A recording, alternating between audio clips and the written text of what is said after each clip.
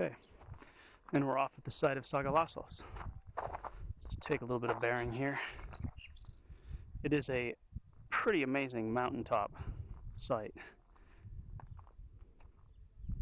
Google gave me a slightly less than ideal route to get here, so I got to see a good bit more of these mountains by car. It is a beautiful and dramatic place.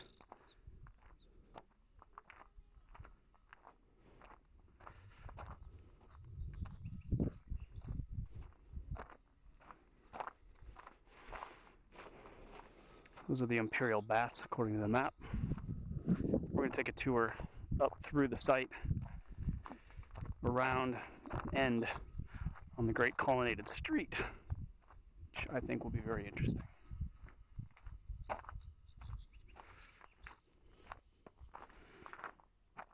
First, a detour.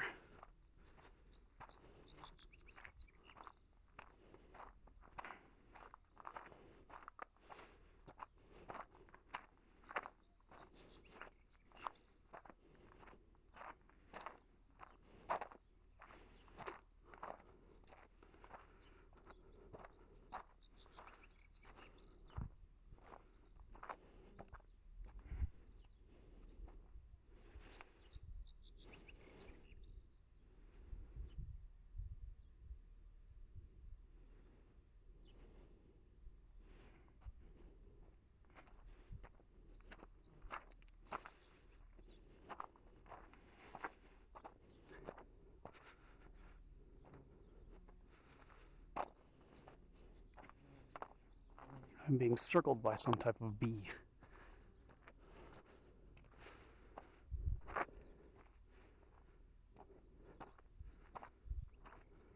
Now it's landing on me.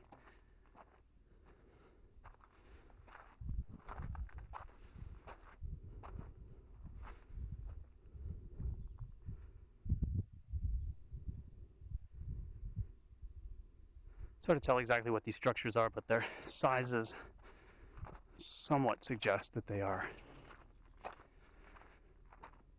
domestic, at least non-monumental in their overall size. Looks like there's a little spot through the gate here.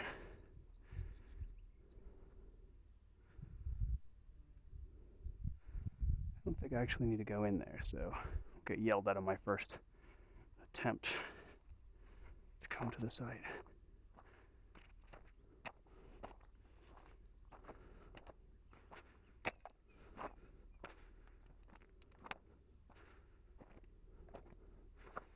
I've taken the rougher of two routes to the top.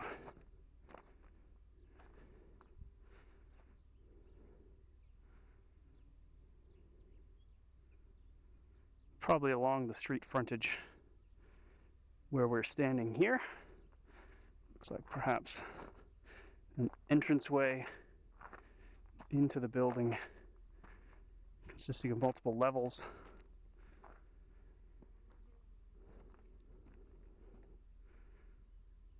Large vaulting providing the terracing and the multiple story components.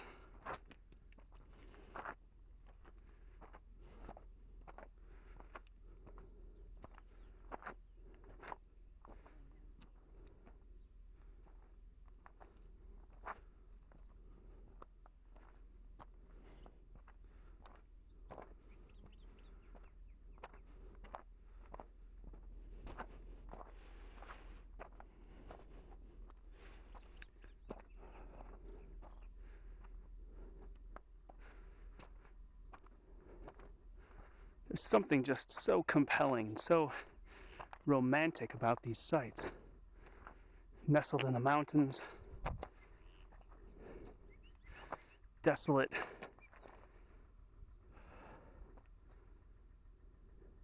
yet so near to civilization, and so many pieces of civilization all around. It's interesting that it's easier to forget those parts of civilization here.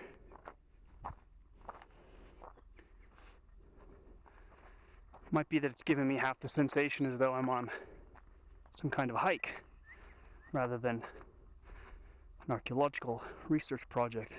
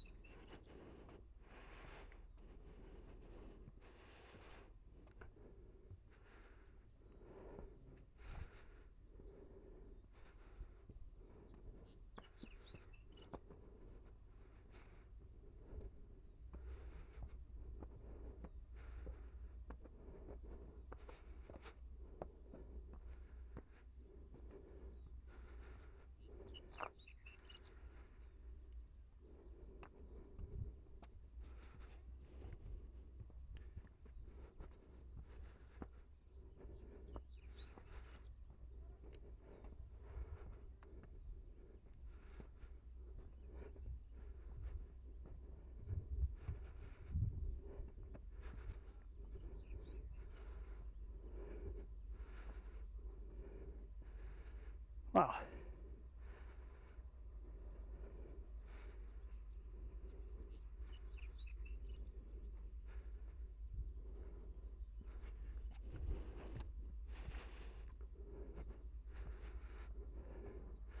Some kind of fountain house, nymphaeum.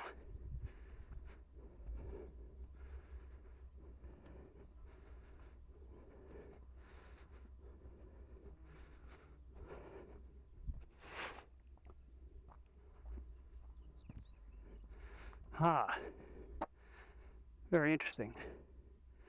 Even from a distance, the reflection of moving water creates a unique and interesting effect, signaling effect, that even if you didn't recognize this kind of architecture, you'd quickly recognize what it contained.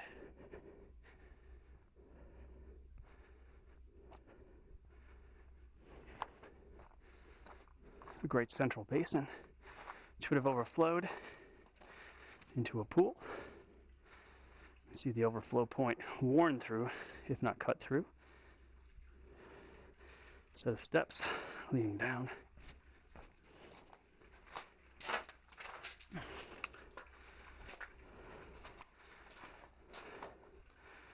Seem to be interesting depressions along the edges, particularly here straight on. Imagining people lean over with their buckets. Yes, interesting bucket wear here. And then also likely with this depression, more here, yes. So all along this area. Water that flows.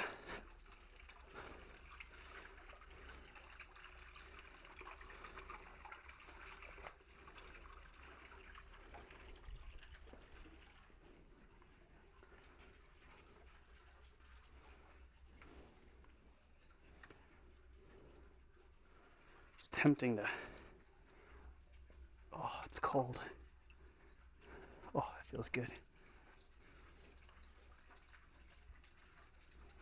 It's going to wet the head at risk of wetting the glass. Oh.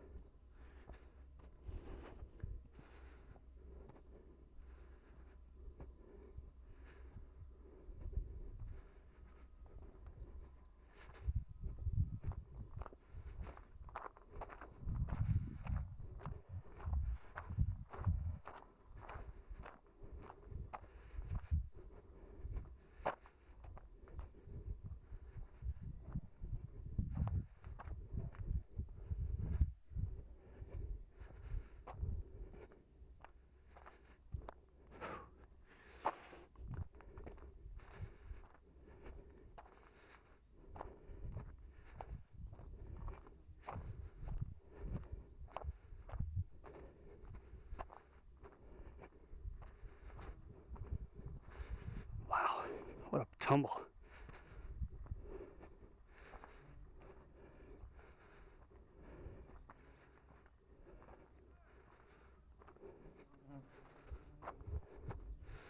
Seem to be very territorial bees.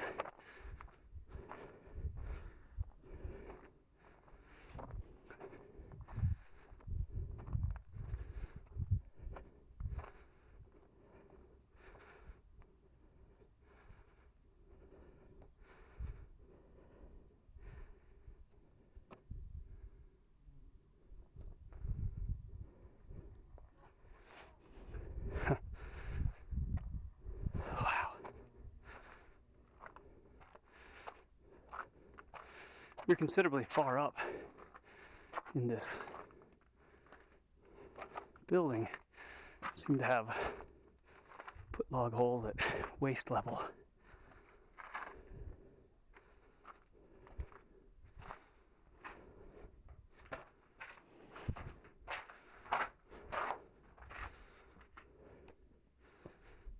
Moving through the area behind. Slight curve.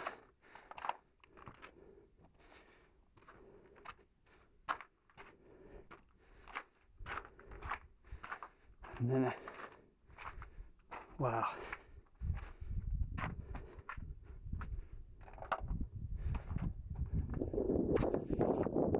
That may look like a collapsed arch, but it is in fact almost certainly not. It's very likely one of these kind of inclined arches that is used to support a seating area, which we are in the destruction of at the moment. See the connection to it over here, passing through into this area. See these used very frequently, in fact dozens of them at the site of Pergay, where the stadion is made, over and over with those to support the seating in otherwise flat area. Now we're entering straight into the stage, where we get to pretend that we are the great actors.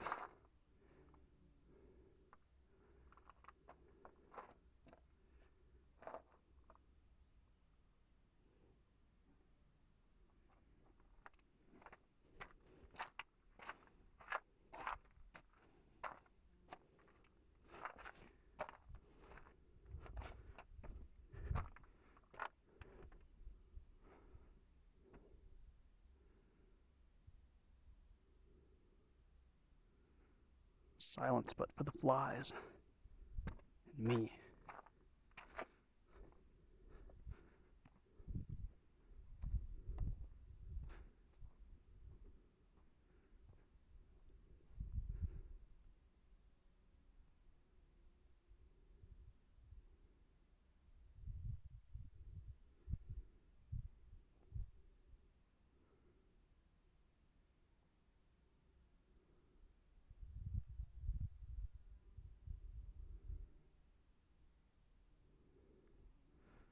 Something tells me the stadium at Antalya, across from my hotel this morning, it's not going to look like this in 1,500, 1,800 years.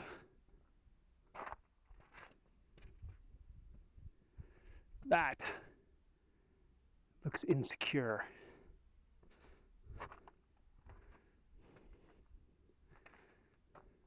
As does that.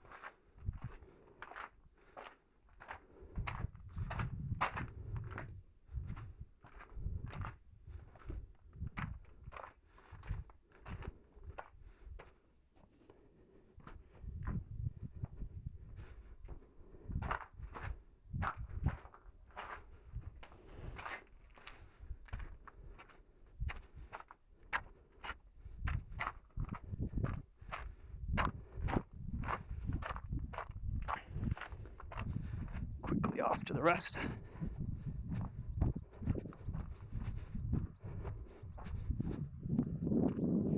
Chance to see some restoration work in action, it looks like.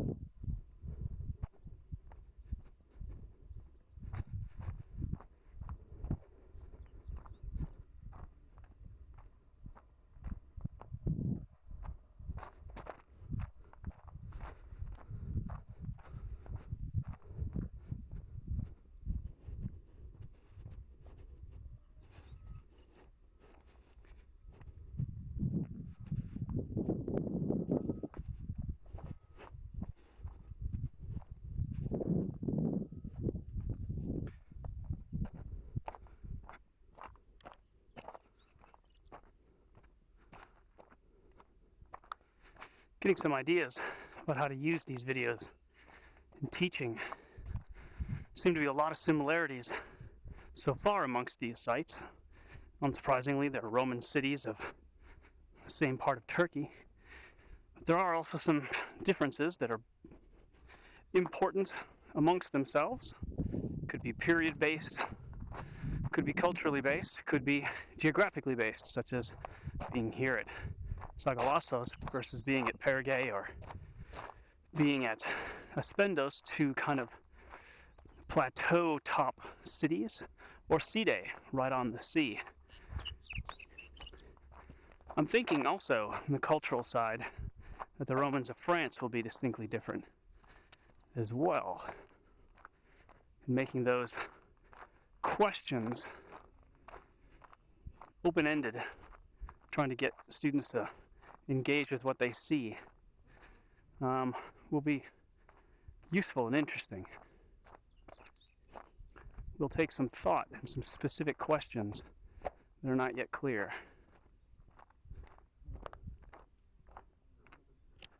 This would be useful for ancient cities in the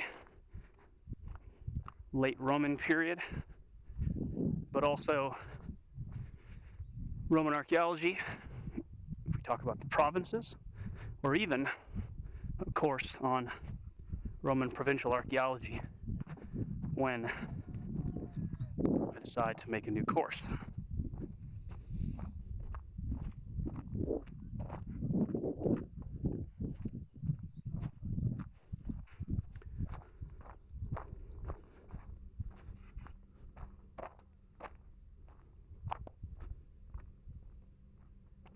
Looks like that's the work area, so I'm going to go this way.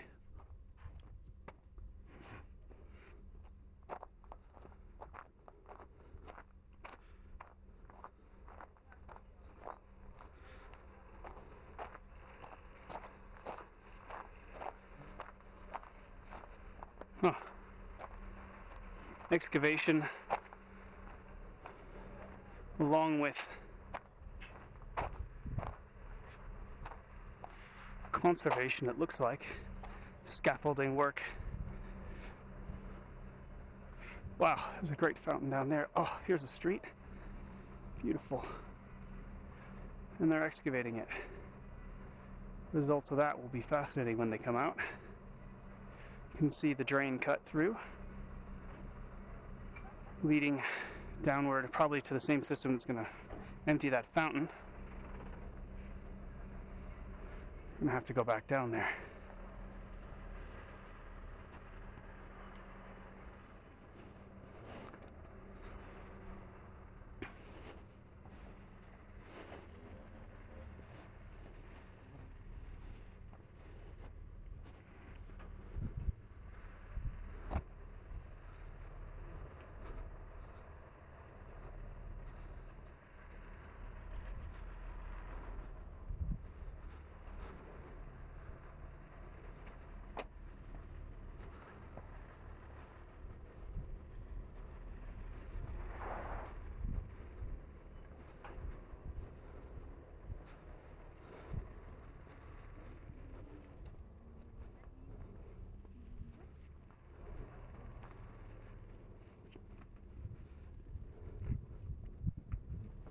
It's all right.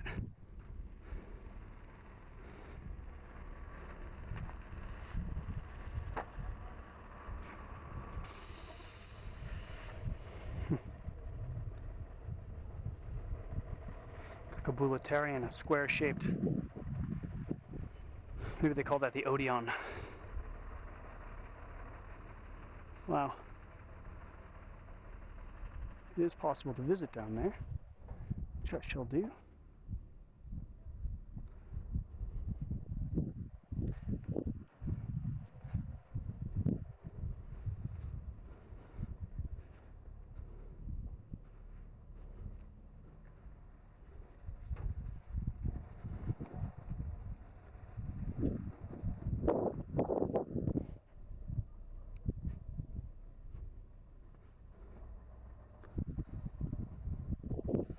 Let's take the smaller path.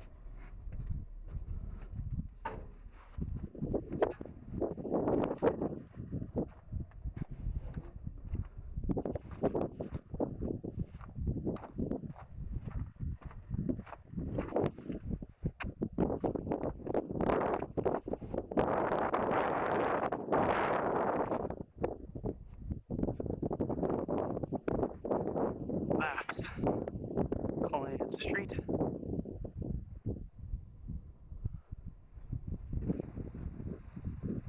The rest of the site.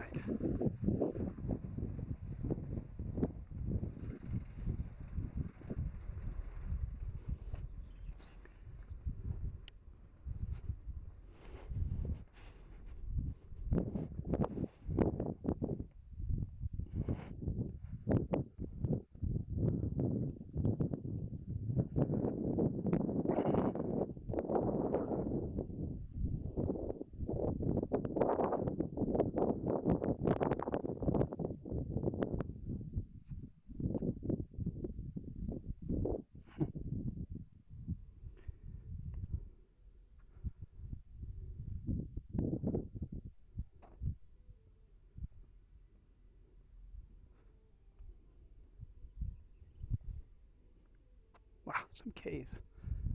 Amazing.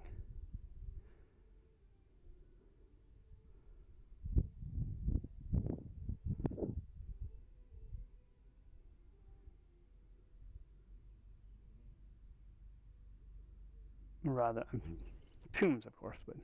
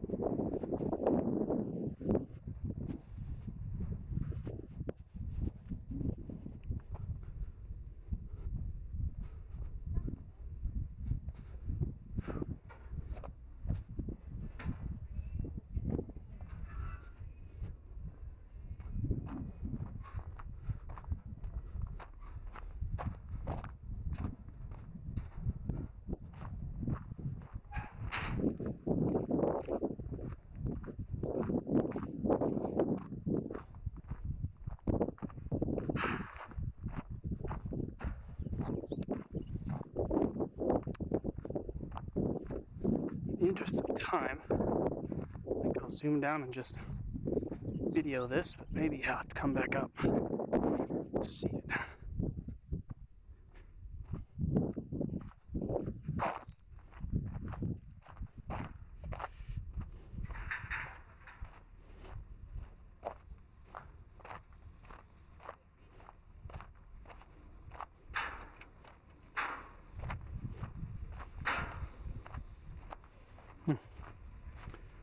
Oh, certainly collapsed building there.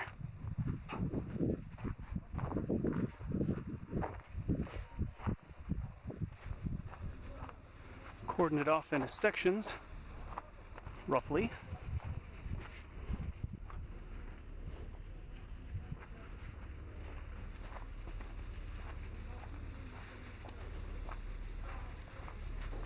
I see a tile packing on the subfloor, very likely putting out some other surface.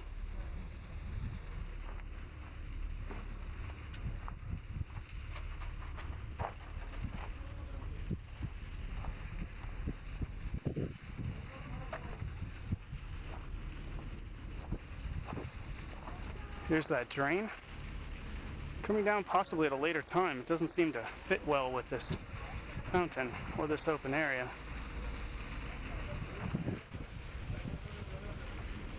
Oh, look at that. That's where the comes through.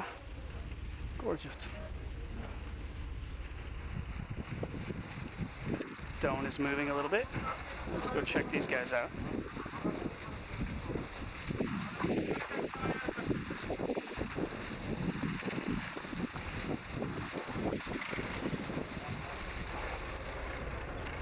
It's so strange to walk through the middle of someone's ongoing work like this.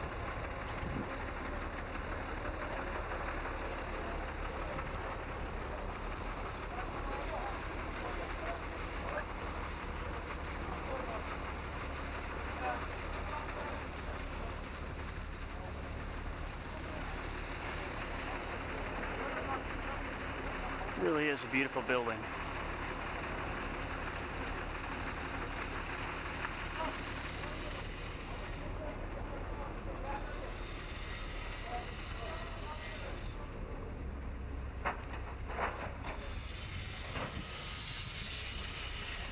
Looks like that man is performing the repairs.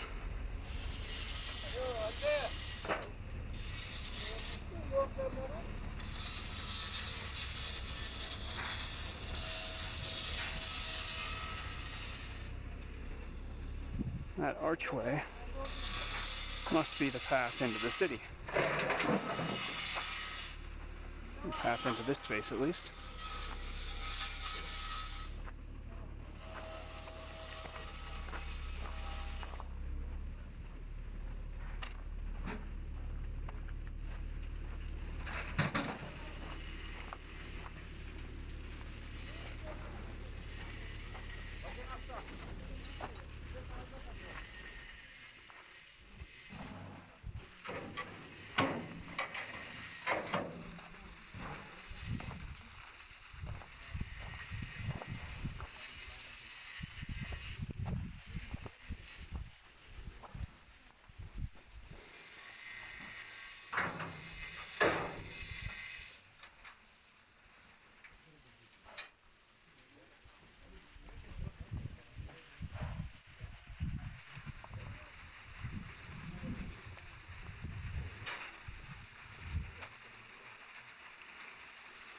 Take a little pause here.